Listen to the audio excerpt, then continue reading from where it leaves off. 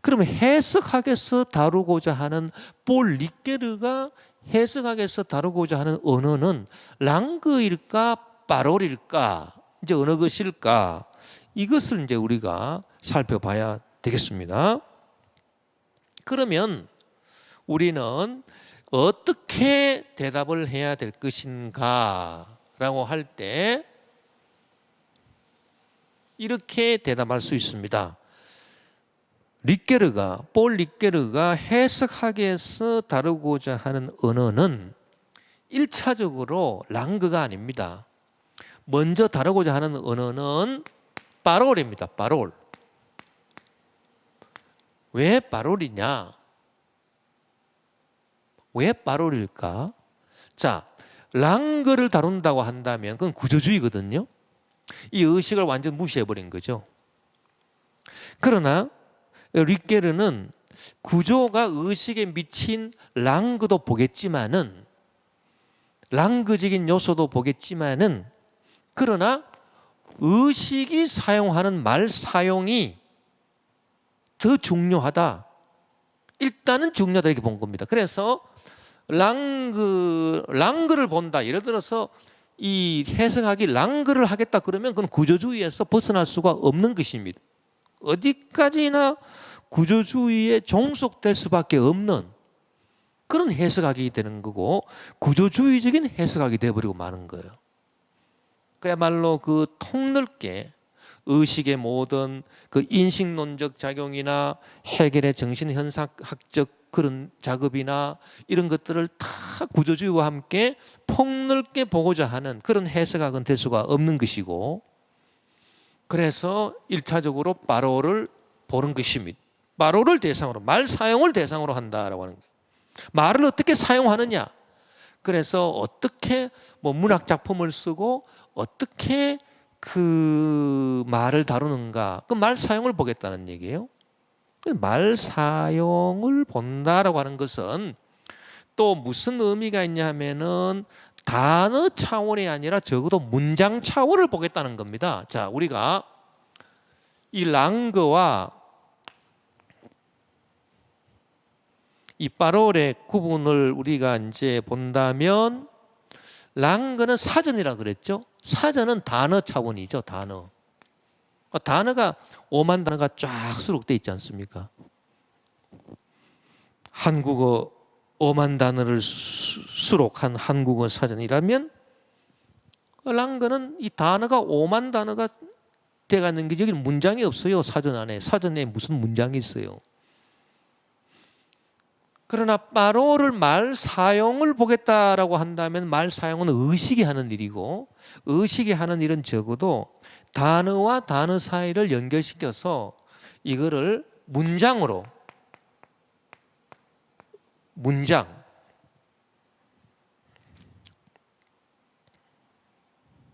그래서 그 문장이 중요해지는, 문장이 중요해요. 그러니까 단어 차원이 아니라 문장 차원. 그래서 그 렉시칼, 이 사전적인 그 렉시칼한 그 사전적인 그 차원이 아니라 적어도 문장 차원이 중요하고요. 이 문장도 문장에 대한 것도 두 가지가 있습니다. 그 구문론이 있고, 구문론, 문장을 이렇게 구조적으로 쪼개서 말하는, 소위 말하는 그 생탁스한 이 구문론이 있고요. 그 문장의 의미를 드러내고자 하는 의미론, 세만틱크가 있어요. 세만틱스, 의미론.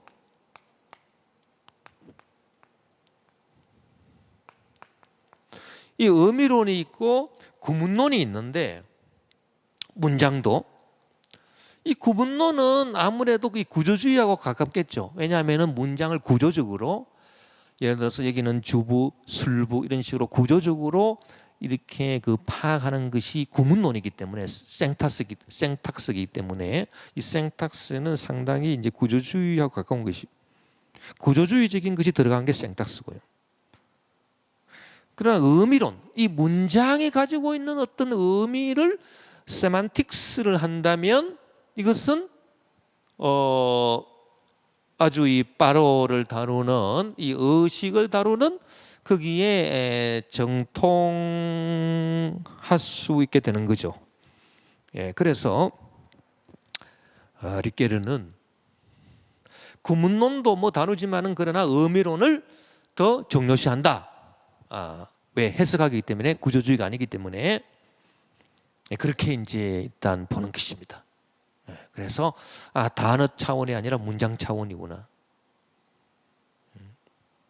이 단어가 문장에 들어가면 그 단어의 원래 뜻이 또 바뀔 수 있어요. 그 단어 그 자체로 쓸 때는 원래 뜻만을 고수합니다. 차이에 의한 어떤 뜻만을 고수하는데 그 단어가 문장 속으로 싹 들어가면은 어떤 문장에 의해서 어떤 문장인가 따라 가지고 그 단어의 의미가 살짝 달라질 수 있잖아요. 많이 달라질 수 있습니다. 그래서 굉장히 그 파롤의 원래 그 본질, 말을 사용하는 인간 의식, 주체, 이 말을 사용하는 파롤의 어떤 그 특징하고 이 문장이라고 하는 건 아주 맞아떨어진다는 얘기고, 또 특별히 문장도 이제 구문론이나 의미론으로 나눌 수 있는데 이 구문론적인 어떤 그 구조를 보는 것보다는 그 문장의 구조를 보는 것보다는 문장의 그 의미를 보는 것이 훨씬 더 이제 파롤의 이 말 사용에 이제 가깝다. 그렇게 해서 해석학은 확실히 이제 구조주의하고는 강조점이 이제 좀 다른 그런 것을 보여주고 있다는 것입니다. 이것이 해석학에서 다루고 있는 언어다. 해석학에서 다루고자 하는 언어다. 이제 그렇게 일단 보는 것이고요. 자, 그다음에 이 또 중요한 얘기가 있습니다. 그건 뭐냐 하면은, 자, 말 사용이다. 이 말 사용 파롤을 이제 중시하고, 그래서 그 단어보다는 이제 문장, 단어 차원에서는 말뜻, 랑그가 중요해질 수밖에 없는데 단어 차원에서는 이 5만 개 단어가 쫙 수록되어 있는 사전이 중요하듯이 이거를 말 사용으로 하다 보니까 문장이 중요하게 되고 문장에서 단어의 의미가 바뀔 수도 있게 되고 한 단어의 의미가 그렇게 해서 말 사용 그래서 그 구문론보다는 또 의미론 뭐 이렇게 해서 이제 진행이 되는데 그 말 사용이 이제 중요한데 그러면 이런 식으로 말 사용만 하게 되면은 말을 사용하는 이 차원으로만 흘러가게 되면은 이거는 또 뭡니까? 이런 구조주의를 또 완전 또 무시하게 되는 거겠죠. 결국 랑그적인 요소는 어디로 갔나 이거예요. 결국은 이 랑그적인 요소는 어디로 갔을까? 이 말 사용만 이렇게 중요시한다면 그렇게 될 수 있겠죠? 그래서 이 리케르가 다루고자 하는 언어는 말 사용인데 이때 말이라고 하는 것은 어떤 말이냐 하면은 여기서 아주 중요한 게 나옵니다. 이게 바로 그 상징 언어라고 하는 거예요. 상징 언어. 이 상징이 나오거든요. 상징으로. 이 상징이 등장해요. 생볼.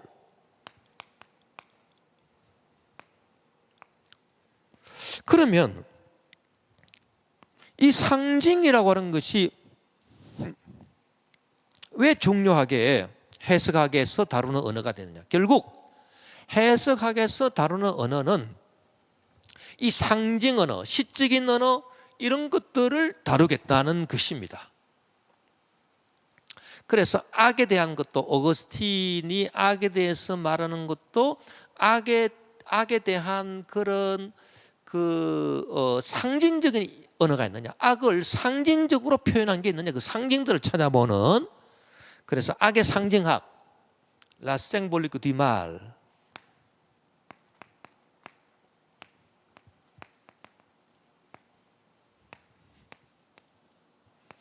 이 악의 상징학이라고 하는 책을 썼는데요. 이 악의 상징학이라고 하는 것은 악에 대한 말들 가운데 상징하는, 악을 상징하는 그런 표현들을 다 이제 찾아내겠다, 이제 그 얘기거든요. 그래서 상징 언어를 다루겠다. 해석하기 뭐 수많은 언어를 다루지만은 사실 언어를 다루는 것이 아니라 상징 언어를 다루겠다는 것입니다.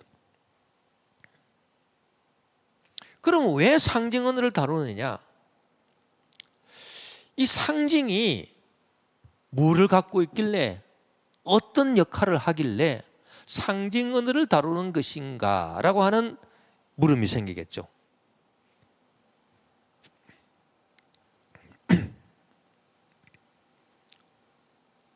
이 상징이라고 하는 것은 어디까지나 랑그는 아닙니다. 상징이라고 하는 것은 어디까지나 랑그는 아니에요.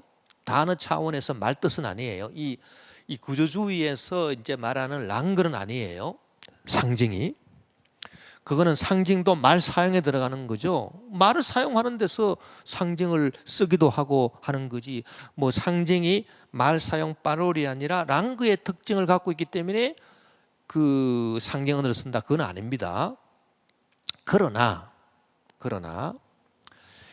이 상징이라고 하는 것은요, 상징이라고 하는 것은 이 구조가 의식에 미치는 어떤 영향과 마찬가지로 뭔가 의식에 영향을 미치는 것을 상징이 갖고 있다는 것입니다. 그것이 어떤 구조인지는 모릅니다. 본질적으로 그것이 어떤 구조냐라고 하는 것은 몰라요. 그런데 구조가 의식에 미치는 영향처럼 이 상징이라고 하는 것이, 상징의 언어가 의식에 미치는 영향이 있다. 의식 그 자체에서 나온 게 아니고 의식의 외부에서 나온 것인데 의식에 영향을 미치는 것이 있는 것이 바로 상징 언어입니다. 그래서 상징 언어를 대상으로 한다라고 하는 것은, 그 상징은 구조주의에서 말하는 랑그는 아니지만은 구조가 의식에 영향을 미치듯이 말이 의식에 영향을 미치는 그런 효과를 상징 언어가 갖고 있기 때문에 이 상징 언어를 다룸으로 해서 의식을 중요시하는 빠롤에 서 있지만은 또 어떤 구조의 영향을 고려하는 그래서 전체를 보고자 하는 해석학의 이념을 제대로 살려주고 있는 것이 바로 볼 리게르다, 그렇게 볼 수 있다는 얘기예요. 무슨 말인지 이해가 되시죠? 예. 그러면 왜 상징 언어가 의식이 말을 사용함에도 불구하고 이 말 사용에서 또 의식을 벗어나서 의식 바깥에서 의식에 영향을 끼치는 구조 같은 역할을 상징이 어떻게 하는가, 왜 상징이 그런 역할을 하는가라고 하는 것을 우리가 또 말해 본다면, 그 유명한 그 리게르의 강연 중에서 이런 말이 있습니다. 상징은 생각을 불러일으킨다. Le symbole donne à penser. 이 말입니다. 굉장히 중요한 말이고, 그 해석학이 왜 상징 언어를 다루는가라고 하는 그 핵심적인 이유를 말해주는 것인데요. 여기 보면은 Le symbole, 상징은 donne à penser, 생각을 불러일으킨다는 거거든. 이게 뭘까? 생각을 불러일으킨다? 자, 이게 뭐냐 하면요, 자, 우리가 이 순수하게 이제 의식이 외부의 영향을 받지 않고 의식 그 자체로 생각하는 것을 우리가 사변이다, 사변적인 생각이다, 사변적인 생각, 그 다음에 뭐 수학적인 거, 논리적인 거, 과학적인 거, 그래서 뭐 A는 B다, B는 C다, 그러므로 A는 C다. 뭐 3단 논법적인 거, 논리학적인 거, 과학적인 거, 수학적인 거 전부 다 이게 의식 자체에서 하는 겁니다. 의식 밖에서 영향을 받아서 하는 게 아니에요. 2 더하기 3은 5다. 아까 우리가 말했던 데카르트의 그 순수 의식이 하는 겁니다. 뭐 2 더하기 3은 5라고 밖에서 압력을 줘가지고 의식이 그렇다 그렇게 말한 거 아니에요. 의식 내부에서 스스로 2 더하기 3은 5다. 의식이 굉장히 교만해진 거죠. 의식 안에서 다 해결합니다. 의식 밖에서 어떤 영향을 받지 않습니다. 그게 바로 수학적 의식입니다. 과학적 의식입니다. 논리적 의식입니다. 논리학입니다. A는 B고 B는 C다. 그러므로 A는 C다. 예. 이 3단 논법 같은 거, 뭐 정은면법, 뭐 논리학에서 나오는 모든 법칙들 다 사변적인 생각이다. 사변적인 생각인데, 수학, 논리, 과학적인 생각인데, 이게 바로 순수 의식이라고 한다면 의식을 가장 자랑스럽게 생각하는 데카르트의 사상이거든요. 이 데카르트의 의식인데, 예. 이러한 사변적인 생각의 특징은 뭐냐 하면은 생각하는 생각으로 말할 수 있습니다. 생각, 요게 말이 참 아주 미묘한데요. 생각하는 생각이다. 생각하는 생각이다. 생각하는 생각. 자, 2 더하기 3은 5다. 이거는 그냥 생각을 함으로써 나온 생각이에요. 스스로 분명해. 생각하는 생각이야. 논리적이다, 과학적이다, 뭐 논리학적이다, 수학적이다. 이 사변적인 생각들은 전부 다 2 더하기 3은 5다. 이런 식으로 의식 외부의 영향을 받지 않고 의식 안에서 스스로 그렇게 결정해서 딱 말해버리는 생각이고, 그것이 바로 생각하는 생각이었습니다. 생각하는 생각이에요. 근데 상징이라고 하는 것은 뭐냐? 이 상징은 생각을 불러 일으킨다는 겁니다. 이게 무슨 말이냐면은 외부에서 이 인간 의식에다가 생각나게 해주는 게 있다는 얘기예요. 그래서 이 상징은 생각하는 생각이 아니라 생각나는 생각. 생각나는 생각이라는 거예요. 자, 생각이 난다라고 하는 거하고 생각을 한다라고 하는 것은 굉장한 본질의 차이가 있죠. 생각을 한다라고 하는 것은 의식이 자발적으로, 주체적으로 생각을 하는 겁니다. 이거는 아주 의식을 자랑스럽게 생각하는 것입니다.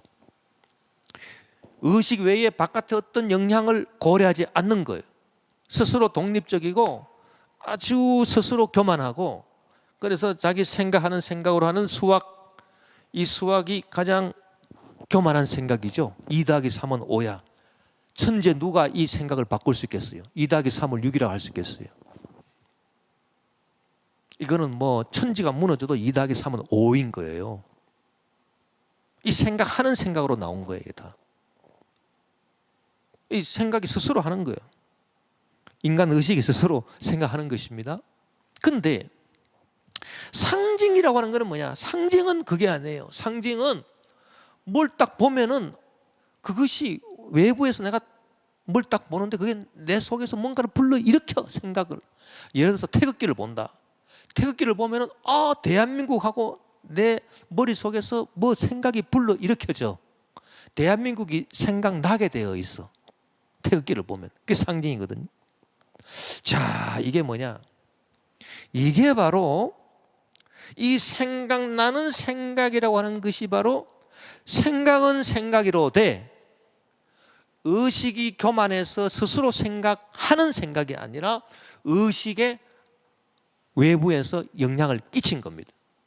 어떤 그것이 구조인지 존재인지는 모릅니다.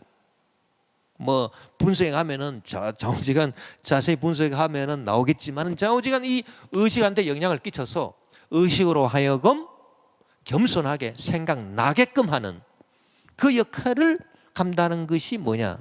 상징이다라고 하는 것입니다. 상징.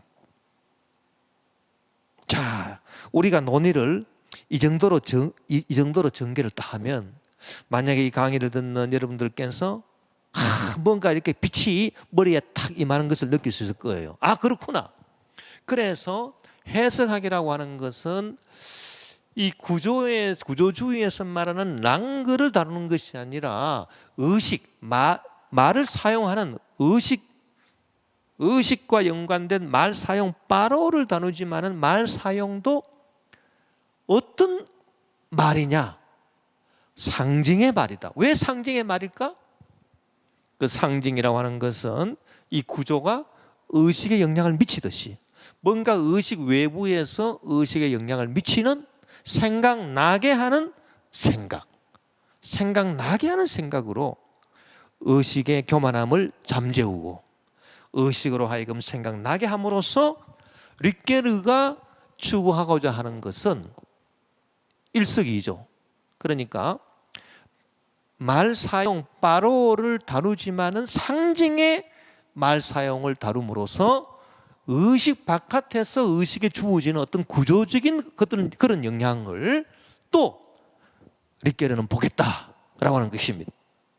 그렇게 해서 구조가 의식에 미친 영향도 함께 볼 수 있는 그 무슨 근거를 마련하는 해석학을 하겠다라고 하는 것이 릭게르의 해석학이에요. 그래서 상징 언어를 쓴다라고 하는, 상징 언어를 다룬다라고 하는 것, 이것이 굉장히 중요한 것이다. 아마 논의를 우리가 이 정도로 이제 진행을 했다면, 바로 이 상징은 그 생각을 불러일으키는 역할을 감당하기 때문에 순수의식이나 비판의식처럼 생각하는 생각이 아닙니다. 데카르트의 순수의식이나 칸트의 비판의식, 이것도 다 생각하는 생각이에요. 뭐 상징을 보고 뭐가 생각나가지고 생각하는 게 아니죠. 그렇기 때문에 이 순수의식이나 비판의식은 스스로 교만할 수밖에 없습니다만, 아까 우리가 말한 것처럼 인식론의 한계에 부닥치게 됩니다. 그래서 이 사물을 완전 그 주체 나름대로 그 파악을 해가지고 보는 주체마다 그 의식이 그 사람마다 다 다르니까 보는 주체마다 다 다른 인식 결과를 주장하게 되고, 또 크게 본다면은 그 인간의 의식이 그 오만해져서 자연을 무시하고 사물을 무시하고 자연 파괴를 가져다 주고 무슨 뭐 기후 변동을 가져다 주고 뭐 온갖 그런 그 아주 이것은 이제 그 포스트 모더니즘의 폐해가 아니라 모더니즘의 폐해죠. 모더니즘의 어떤 잘못된 그 인간 이성 중심이 가지고 온 그런 그 자연 파괴, 생태계 파괴 이런 것들과 그 연관이 될 수 있는데, 어쨌든 해석학이라고 하는 것은 바로 이러한 차원에서 이 사변적인 생각을 통제하고 어떤 생각을 불러일으킴으로써, 상징은 생각을 불러일으킨다. 그 상징을 보면 뭐가 자꾸 생각나거든요. 자기 스스로 생각하는 것이 아니라 뭐가 자꾸 생각이 나. 그래서 이런 그 상징을 통해서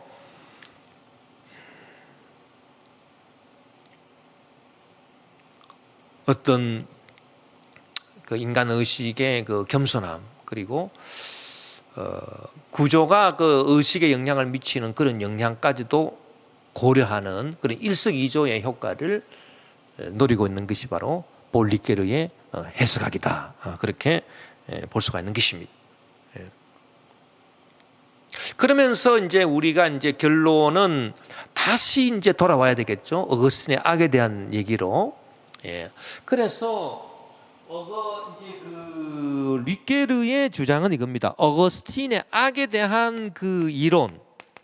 우리가 전번 시간에 살펴봤듯이 악이라고 하는 것은 실체가 아니라 그 존재 질서가 어긋나고 그 어떤 그 존재의 그 선함의 그 결핍에 의해서 악이 발생한다. 존재 질서가 어긋나기 때문에 우리가 그런 식으로 그 공부를 했잖아요. 그렇게 어거스틴이 악에 대해서 말한 것은 결국은 릿게르의 입장에서 보자면 이 사변적인 생각으로 악을 갖다가 분석한 것입니다. 어거스틴이 그 사변적인 생각에서 악을 분석한 거예요.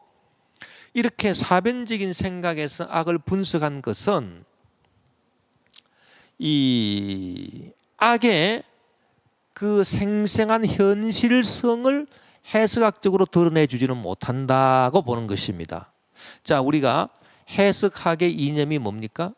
사물을 있는 그대로 생생하게 드러내겠다. 이게 해석학이잖아요. 그래서 해석학을 통해서 악에 대한 상징 언어를 우리가 연구함으로써 악에 대한 상징을, 그 악을 상징하는 그런 말들, 그런 문장들, 이런 것들을 우리가 연구하는 해석학을 통해서는 악에 대한 모든 것들이 생생하게 드러나기 때문에 해석학에 의해서 악의 현실성, 악의 현실성을 생생하게 드러낼 수 있다. 악이 어떤 지금 현실적인 그런 그 파괴적인 일을 하고 있는가, 이런 것들을 생생하게 드러낼 수 있는데, 어거스틴이 악에 대해서 이런 사변적인 생각으로서, 사변적인 의식 중심의 사변적인 생각으로서 악에 대해서 그 분석을 한 것은 악의